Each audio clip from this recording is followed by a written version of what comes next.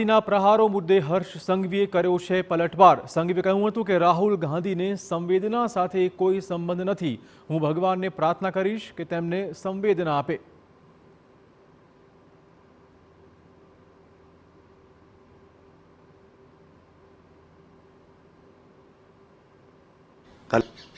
રાહુલ ગાંધી અને સંવેદનાને કોઈ સંબંધ જ નથી। ના ક્યારેય એમના મનમાં લોકો માટે સંવેદના હતી અને ક્યારેય એમના મનમાં લોકો માટે સંવેદના આવી શકે એવું લાગતું નથી। હું તો કાલે અષાઢી બીજ છે, ભગવાન જગન્નાથજીના ચરણોમાં વંદન કરીને પ્રાર્થના કરવાનો છું કે જૂઠું બોલવાની જોડે જોડે, રાજનીતિ કરવાની જોડે જોડે થોડી ઘણી સંવેદના તો જરૂરથી એમને આપવામાં આવે।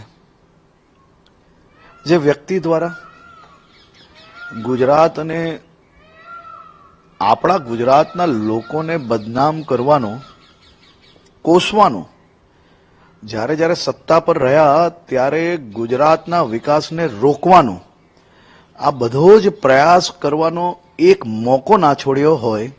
આ માત્ર ને માત્ર રાજનીતિ કરવી, રાજનૈતિક સ્ટન્ટ કરવા, એનો જ પ્રયત્ન કરતા નેતા છે।